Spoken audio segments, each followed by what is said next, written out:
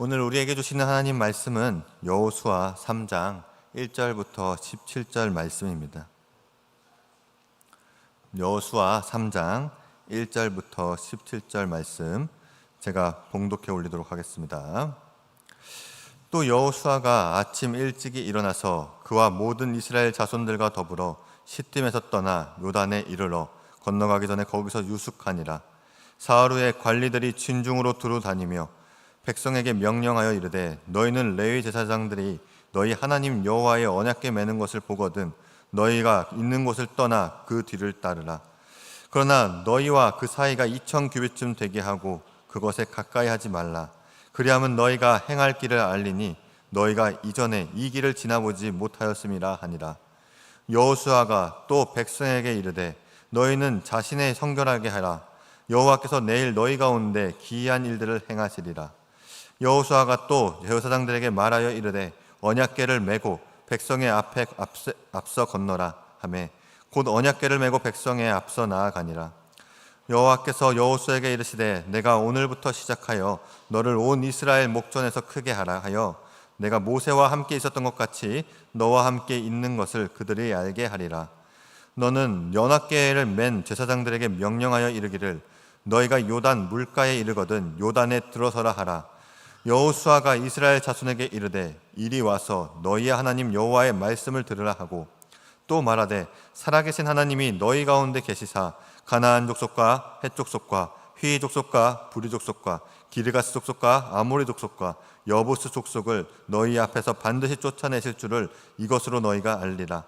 보라, 온 땅에 주의 언약궤가 너희 앞에서 요단을 건너가니 이제 이스라엘 지파 중에서 각 지파에 한 사람씩 12명을 택하라. 온 땅에 주 여호와의 궤를 맨 제사장들이 발바닥이 요단물을 밟고 멈추면 요단물이 곧 위에서부터 흘러내리던 물이 끊어지고 한 곳에 쌓여 서리라. 백성이 요단을 건너려고 자기들의 장막을 떠날 때에 제사장들은 언약궤를 메고 백성 앞에 나아가니라. 요단이 곡식 거두는 시기에는 항상 언덕이 넘치더라. 궤를 맨 자들이 요단을 이르며 궤를 맨 자들이 발이 물 위에 잠기자 곧 위에서부터 흘러내리던 물이 그쳐서 사르단 가까이 매우 멀리 있는 아담성읍 변두리에 일어나 한 곳에 쌓이고 아리바 바다의 여매로 향하여 흘러가는 물은 온전히 끊어지매 백성이 여리고 앞으로 건널세. 여호와의 언약궤를 맨 제사장들은 요단 가운데 마른 땅에 굳게 섰고 그 모든 백성이 요단 건너가기를 마칠 때까지 모든 이스라엘은 그 마른 땅을 건너갔더라. 아멘. 오늘 말씀 전하실 김태환 목사님은 양재 온누리교회에서 선교 담당을 하셨다가 아부다비 온누리교회 담당 목사님으로 있었다가 이제 저희 옆에 있는 온누리 M센터 미션 본부장님으로 와 계십니다. 오늘 김태환 목사님을 통해 주시는 말씀을 통해 큰 은혜를 받으시길 바라겠습니다. 우리 천국 인사로 맞이하겠습니다. 할렐루야.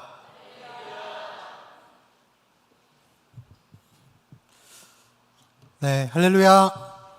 네, 여러분 반갑습니다. 늘 이렇게 함께 우리 오늘의 M센터와 좋은 이웃이 되어주시고 또 이주민 선교학교를 통해서 또 성도님들이 또 더욱더 가까워진 것 같습니다. 또 이렇게 이번 한번 제가 올해 인사를 드렸었는데요. 다시 한번 이렇게 만날 수 있게 되어서 너무 반갑습니다. 오늘은 여호수아 말씀을 원래 로마서 말씀을 묵상하시다가 여호수아 말씀을 우리가 함께 좀 여러분과 나누고자 합니다. 우리가 한 번도 가보지 않은 미지의 세계를 향해서 가야 할 때 우리는 참 당혹스럽고 또 당황하고 또 어떻게 보면 좀 익숙하지 않기 때문에 힘들 수 있습니다. 그런데 우리 인생에는 항상 뭐가 정해져 있지 않기 때문에 항상 예측하지 못하는 일들이 우리 가운데 발생될 수 있기 때문에 사실은 언제든지 우리가 이러한 일들을 경험하게 됩니다. 한 번도 저는 우리 아이를 낳기 전에는 아빠가 되어본 적이 없죠. 한 번도 결혼하기 전에는 내가 남편이 되어본 적도 없습니다. 어떻게 보면 한 번도 걸어가지 못했던 인생의 여정을 우리가 걸어가야 할 때가 있습니다. 제가 오늘 그 예배당에 와서 이 표를 보니까요, 우리 맨 마지막에 보면 도전하라 선교를 이렇게 써놓으셨더라고요. 여러분, 교회가 선교를 섬긴다는 것은, 선교를 한다는 것은 사실은 가보지 않은 미지의 영역에 도전하는 그런 것입니다. 우리 선교사님들이 선교지에 나간다는 것, 또 여러분께서 그동안에 익숙하지 않았던 이주민들에게 각 목장마다 이렇게 연결해서 그들을 돕고 섬기는 것이 어떻게 보면 쉽지 않습니다. 익숙하지 않습니다. 그런데 우리가 그 익숙하지 않은 미지의 영역을 모험을 하면서 도전하면서 나아갈 때 하나님께서는 우리가 우리의 이 여정이, 우리의 이 신앙이 한 곳에만 이렇게 정체되어 있는 것이 아니라 우리가 축복의 통로로 하나님께서 우리를 더욱더 한 단계 업그레이드 시키시고 또 우리를 변화시키는데 우리를 사용하실 수 있다는 것을 우리가 기억할 수 있기를 바랍니다.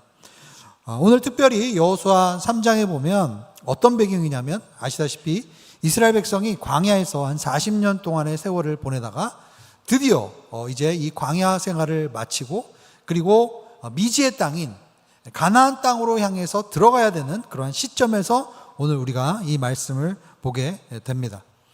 특별히 이 평소에 우리 성지순례를 가보신 분들은 알지만 우리가 생각하는 것처럼 요단강이 그렇게 깊지가 않아요.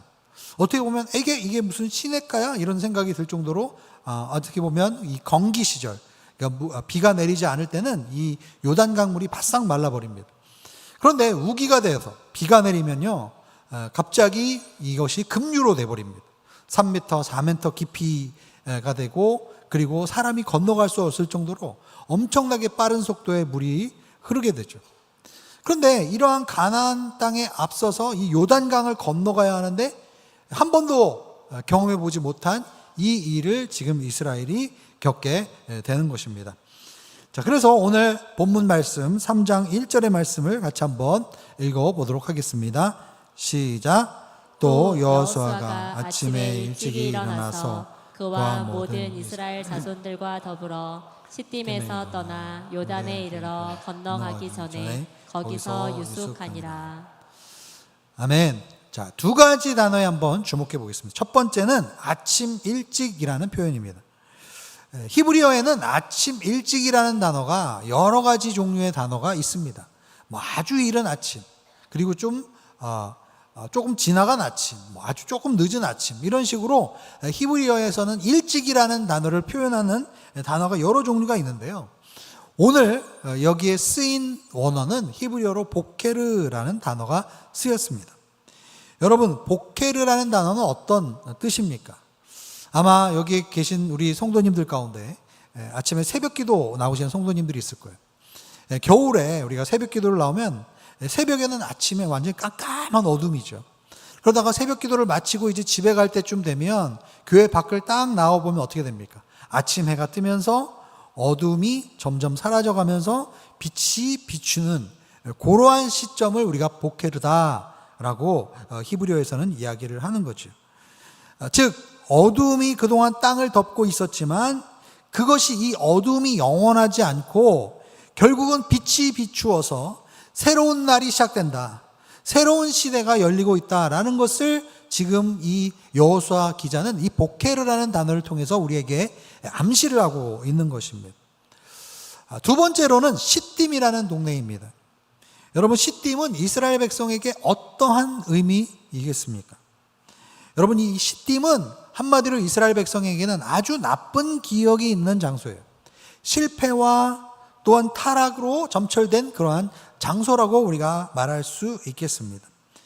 민수기 25장에 보면은 이스라엘 백성이 시딤에서 모압 여인들과 행음을 했어요. 그리고 바알부올이라는 이방신을 섬겼습니다. 그래서 하나님께서는 이 시딤이라는 곳에서 이스라엘 백성을 심판하셨고, 그리고 많은 백성들이 목숨을 잃게 되었고, 그리고 백성 전체가 슬픔에 빠지는 그러한 장소가 바로 시딤이었습니다. 이른 아침에 해가 뜹니다. 보케르의 아침이 열렸어요. 그리고 과거에 이스라엘 백성이 범죄에서 심판받았던 그곳을 떠나 새로운 곳으로 출발하는 그러한 의미가 있는 겁니다. 여러분, 하나님께서는 때로는 우리가 과거에 우리가 했던 범죄와 과거의 우리의 삶과 철저하게 결별해서 새로운 하나님이 주시는 영적인 도전과 영적인 비전을 향해서 과감하게 출발하라고 명하실 때가 있습니다. 여러분, 오늘 혹시 여러분 가운데 그러한 시즌에, 그러한 지금 시점에 있는 분은 오늘 이 말씀을 통해서 하나님 앞에 결단하는 오늘 하루가 되기를 주의 이름으로 축복합니다.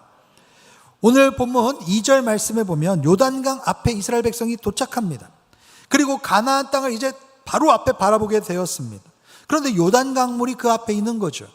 그러면 요단강가에서 3일 동안 이스라엘 백성이 거기서 기다리고 거기서 머무르라 라고 합니다. 그리고 나서 3일이 지난 이후에 하나님으로부터 구체적인 명령이 이스라엘 백성에게 하달됩니다. 3절과 4절 말씀을 한번 같이 읽어보시겠습니다. 시작. 백성에게 명령하여 이르되 너희는 레위 사람 제사장들이 너희 하나님 여호와의 언약궤 매는 것을 보거든 너희가 있는 곳을 떠나 그 뒤를 따르라. 그러나 너희와 그 사이 거리가 2000규빗쯤 되게 하고 그것에 가까이 하지는 말라. 그리하면 너희가 행할 길을 알리니 너희가 이전에 이 길을 지나보지 못하였음이니라 하니라. 아멘. 자, 너희가 이전에 이 길을 한 번도 지나본 적이 없다라고 이야기하고 있어요.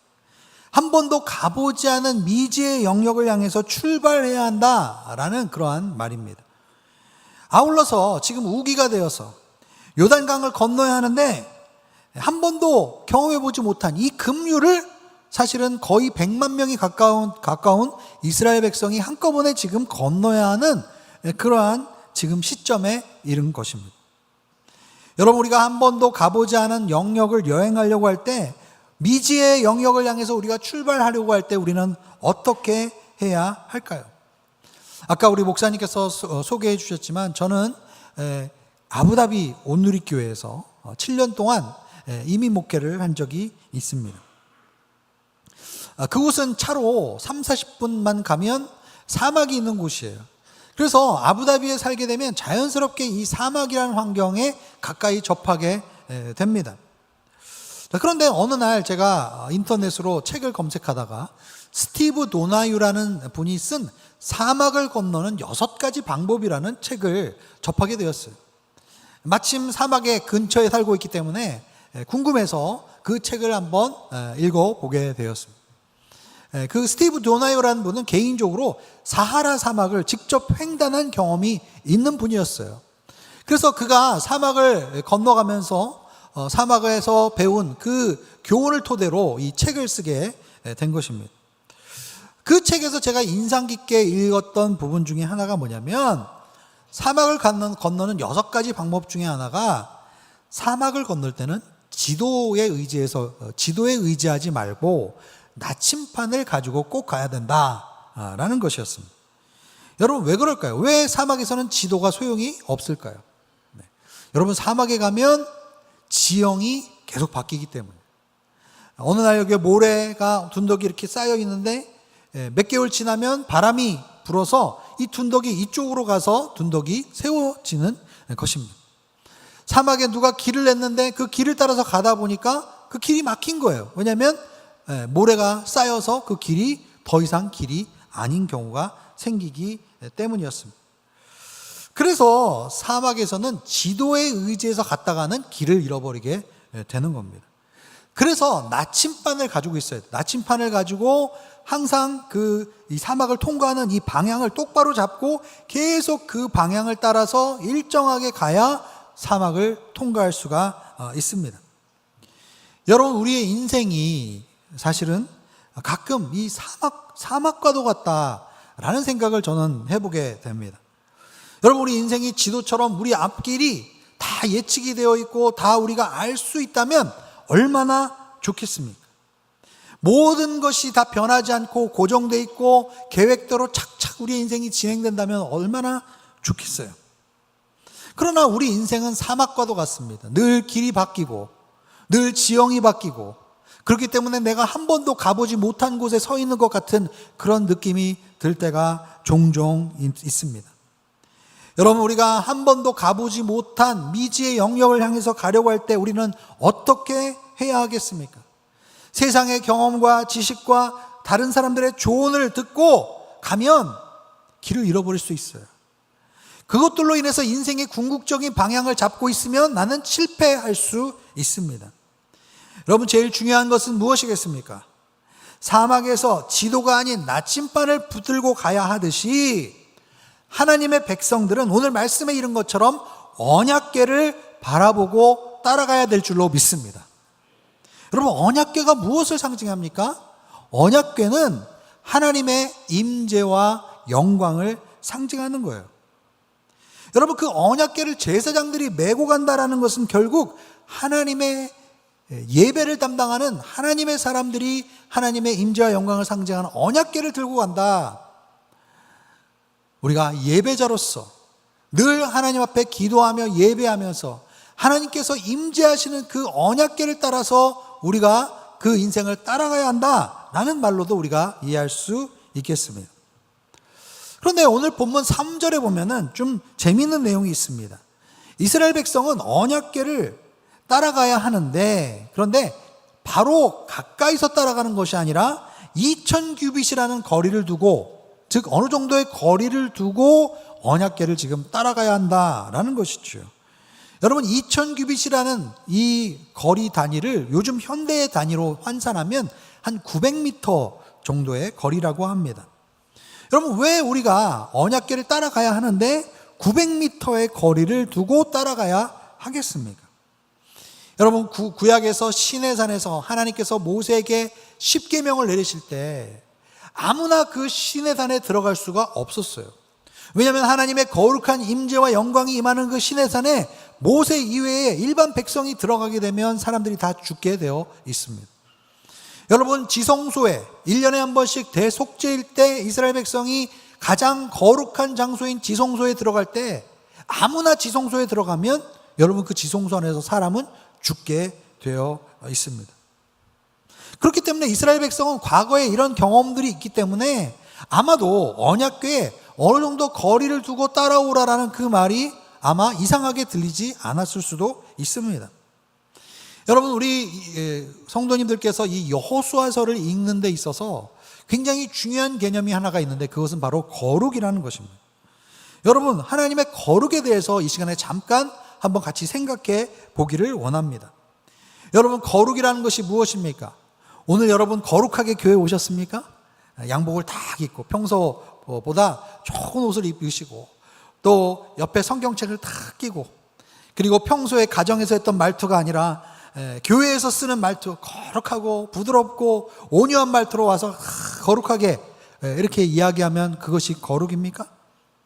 아니면 나는 술을 하지 않아, 나는 담배를 하지 않아, 그래서 나는 거룩해, 혹시 그것이 거룩입니까? 네.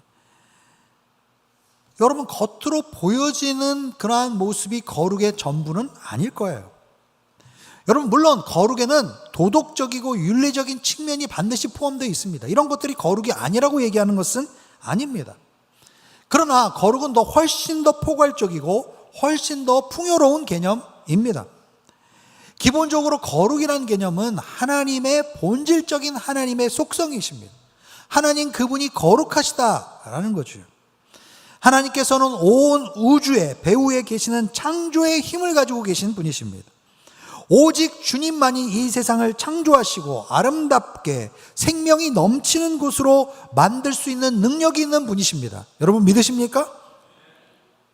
이런 면에서 하나님은 유일하시고 하나님은 초월적이시고 하나님은 모든 다른 피조물들과 구별되는 분이십니다. 그걸 우리가 거룩이라고 이야기를 하는 거죠. 여러분, 하나님만이 우리의 생명과 선함의 근원이 되십니다. 그래서 우리는 이 거룩에 대해서, 하나님의 거룩에 대해서 설명할 때 우리가 이 겨울철에 어두운 밤에 모닥불에 한번 비유를 해볼 수가 있겠습니다. 여러분, 겨울에 불이 없는 곳에서 날씨가 추운데 어두컴컴한 곳에 있으면 어떻습니까? 춥고 그리고 어둡기 때문에 마음이 힘들어지죠. 그런데 누가 모닥불을 이렇게 피워놨어요. 그러면 그 모닥불로 가까이 가면 어떻게 됩니까? 그 불에서 뭐가 나오죠? 빛이 나옵니다. 그 불에서 따뜻한 기운이 나오는 거죠. 그러나 여러분, 그 모닥불이 좋아서 추운 겨울에 모닥불이 너무 좋으니까 그 모닥불을 만지려고 하면 어떻게 되죠? 모닥불에 너무 가까이 다가가게 되면 우리 손이 그 불에 탈 수가 있는 거예요. 이게 어떻게 보면 우리가 거룩을 설명할 수 있는 그러한 그림이라고 할 수가 있습니다. 여러분, 하나님께서는 모든 생명과 모든 선하심의 원천이 되십니다. 그분께로만 모든 생명과 선하심이 흘러나올 수 있어요. 그렇기 때문에 우리 사람들은 하나님께 가까이 하지 않으면 죽을 수밖에 없는 존재들입니다. 그러나 하나님께 너무 함부로 가까이 가면 우리 모두가 죽을 수가 있습니다. 그래서 거룩하지 않은 사람이 하나님의 거룩한 임재에 나가기 위해서 함부로 지성소 가운데 들어갈 수가 없어요. 누군가는 피 흘려서 죄를 사함받고 그리고 구속의 역사가 그 가운데 있어야 우리는 거룩하신 하나님 임재 가운데로 갈 수가 있는 거죠. 여러분, 지금 이스라엘 백성이 요단강을 건너는 이 과정은 어떻게 보면 하나님의 이 거룩하신 그 임재에 우리가 어떻게 반응하느냐에 대한 문제일 수 있습니다. 여러분, 우리가 하나님의 이 거룩하심에 우리 마음대로 우리가 쉽게 가까이 나아갈 수 있다라고 생각하면 정말 잘못된 생각입니다.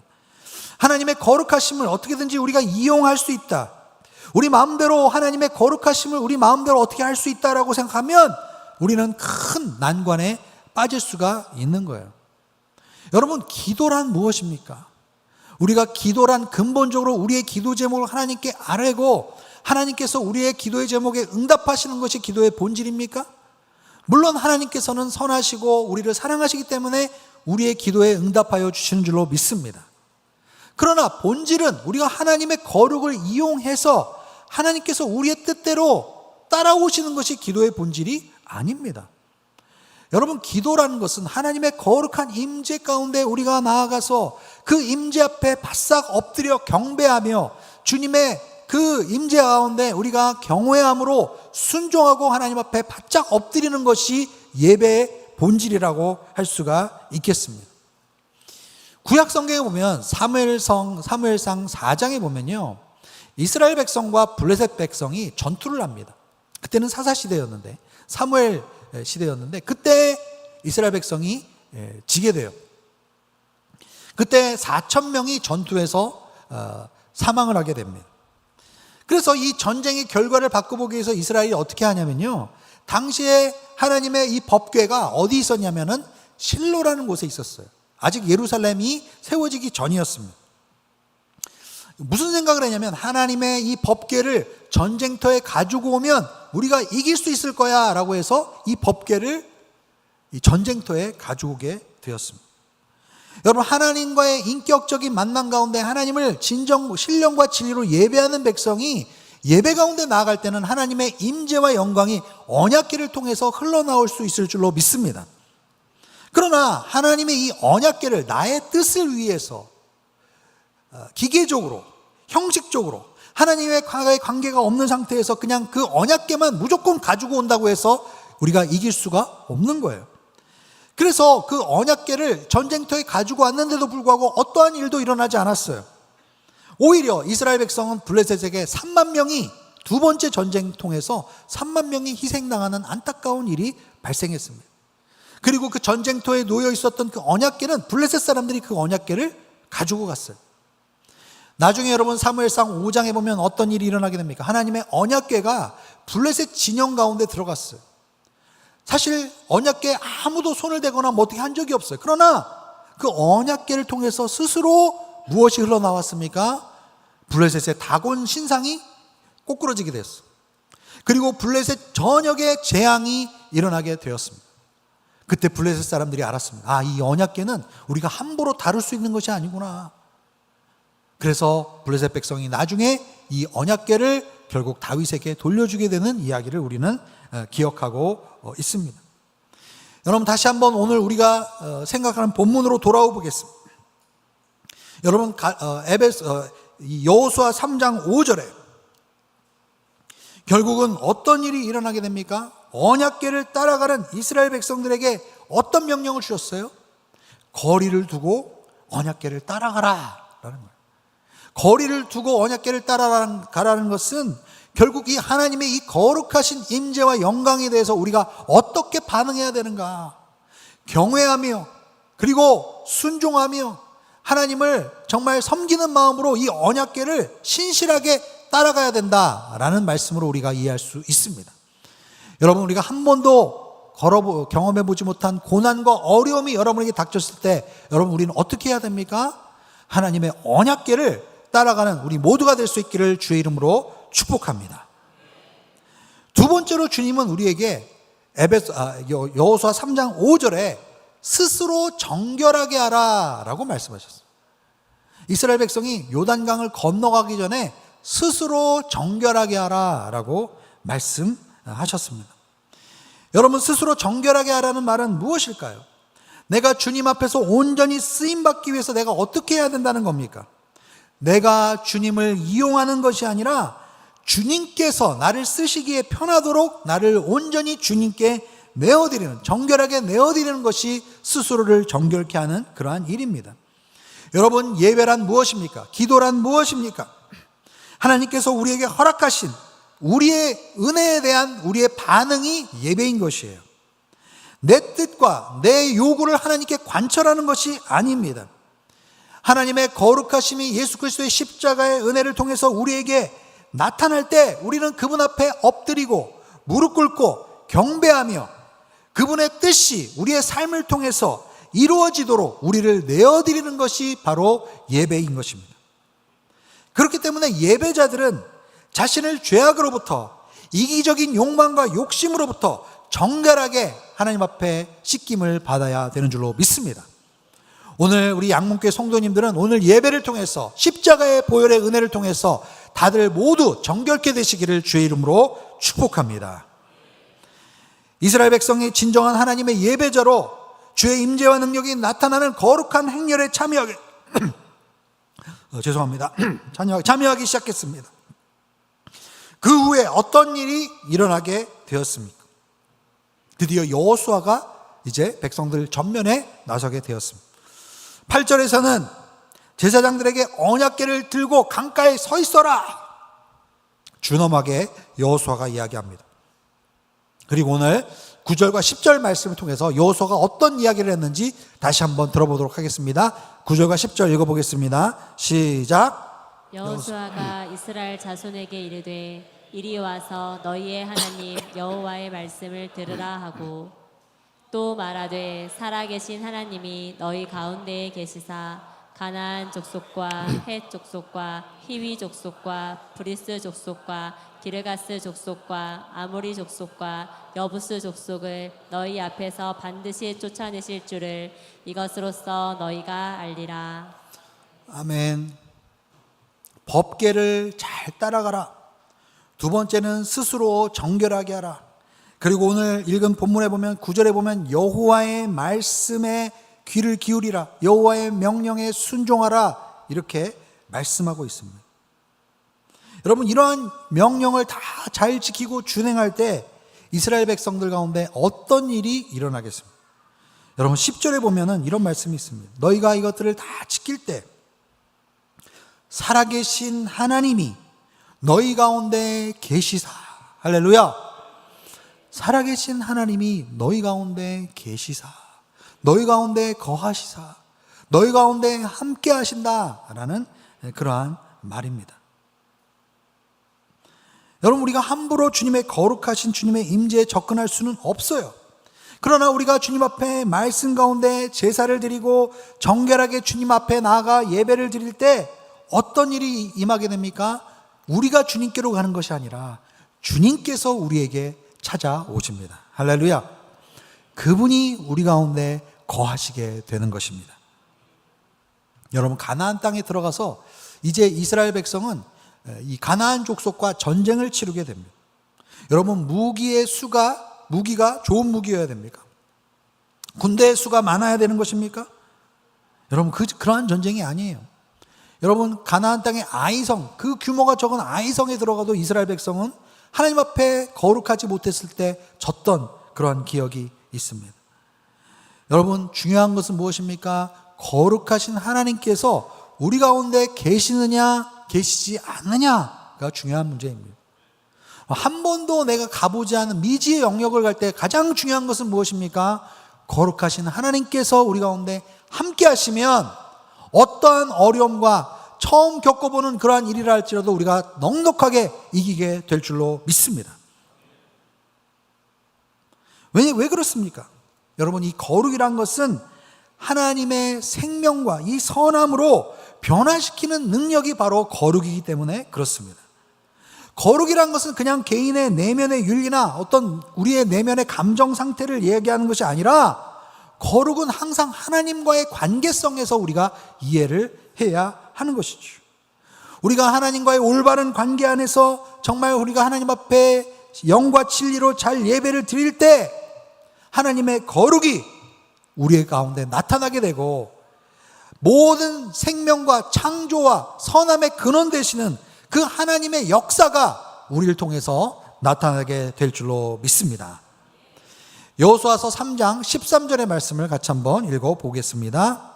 시작. 온 땅에 주 여호와의 궤를 맨 제사장들의 발바닥이 요단물을 밟고 멈추면 요단물 곧 위에서부터 흘러내리던 물이 끊어지고 한 곳에 쌓여 서리라.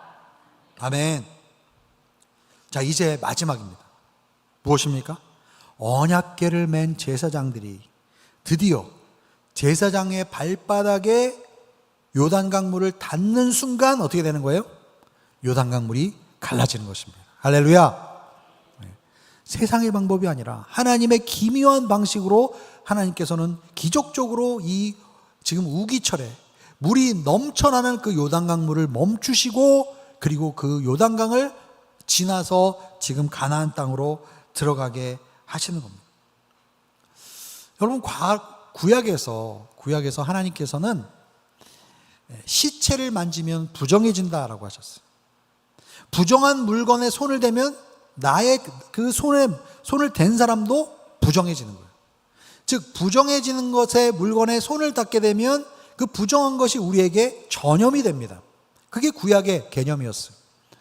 그렇기 때문에 구약의 이스라엘 백성들은 부정하다고 여겨지는 시체, 문둥병자 혹은 이방인들과 같이 식사를 하거나 그들을 만지면 안 됐습니다. 왜냐하면 그 부정함이, 그 더러움이 나에게 오염이 되었기 때문입니다. 그러나 여러분, 신약에 와서 예수님께서는 어떻게 하셨어요? 예수님께서 문둥병자에게 손을 대니까 어떻게 됐습니까? 그 문둥병이 나았습니다. 그 부정함이 예수님께로 온 게 아니라 예수님의 거룩하심이 오히려 문둥병자에게 흘러간 거예요. 거룩하심이 전염된 겁니다.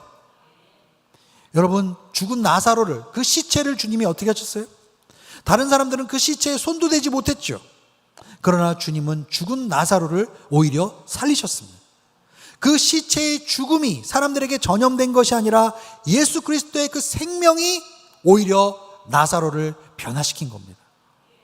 여러분, 지금 이 제사장, 이 언약궤를 맨 하나님의 제사장들이 지금 이 요단 강물을 터치했을 때 어떤 일이 일어난 겁니까?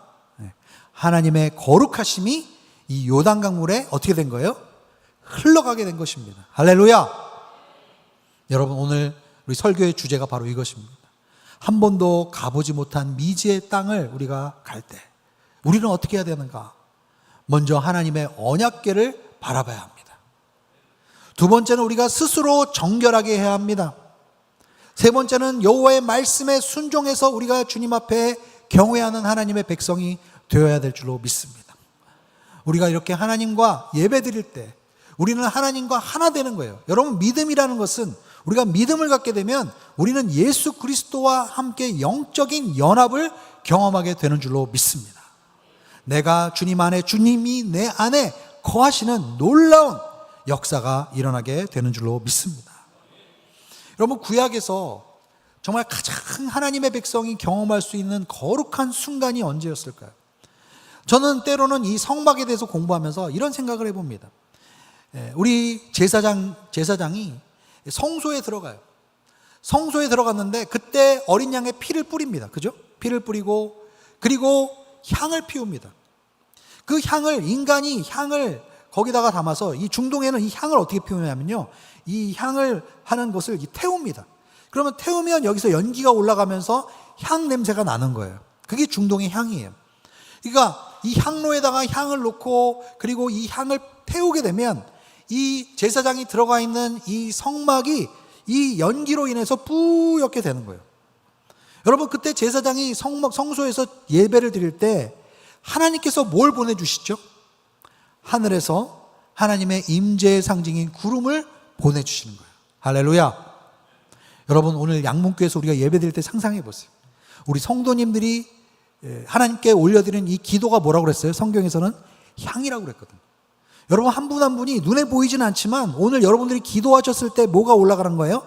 하늘이 향이 올라가는 거예요. 근데 향만 올라가는 게 아니라 우리가 기도할 때, 향이 올라갈 때 뭐가 임하는 거예요? 하나님의 구름이 양문교에 가득 임재하실 줄로 믿습니다. 하나님의 구름이 임하는 거예요. 우리가 피어오른 향과 하나님의 구름이 섞이면서 제사장이 그 성막 안에서 하나님의 임재의 연기 가운데, 하나님의 그 향 가운데 우리가 함께 섞여서 주님 안에서 우리가 하나 되는 그 놀라운 경험을 하게 되는 것입니다. 이것이 여러분 예배의 절정인 줄로 믿습니다. 우리가 하나님을 어떻게 막 조정하려고, 우리가 하나님을 마음대로 어떻게 해보려고 하는 것이 아니라 우리가 하나님과 하나 될 때 우리는 하나님의 거룩한 통로로 쓰임받게 될 것입니다. 그럴 때 우리에게 어떤 일이 일어나게 됩니까? 우리가 밟는 곳마다 그 땅이 하나님의 땅이 될 줄로 믿습니다.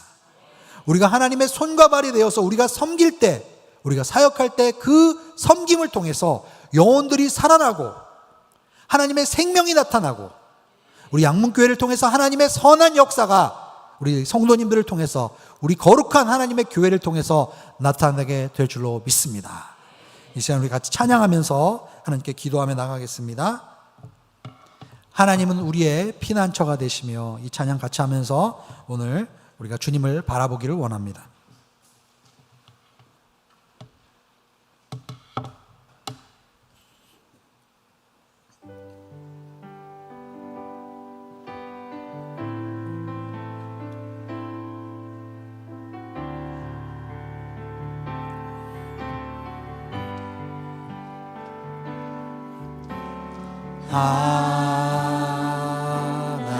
하나님은 우리의 피난처가 되시며 환난 중에 우리의 힘과 도움이시라.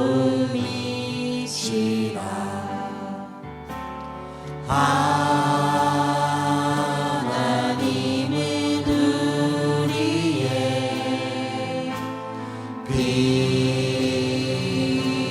피난처가 되시며 환난 중에 우리의 힘과 도움이시라.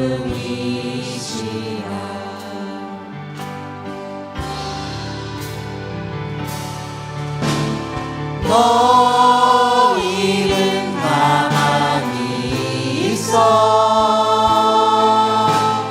주 하나님 되말지어다. 열방과 세계 가운데 주가 높임을 받으리라.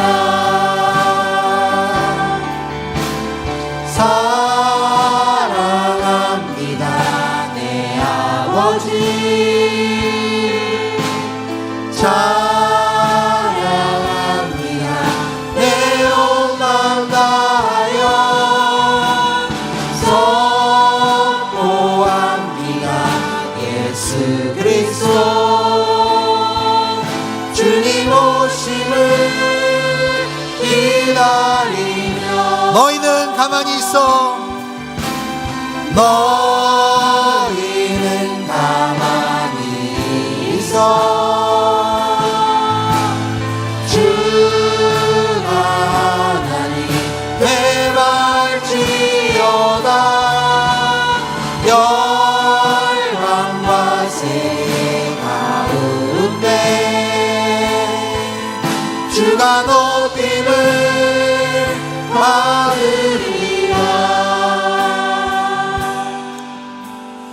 여러분, 우리가 시간에 함께 기도하는 시간 갖기를 원합니다.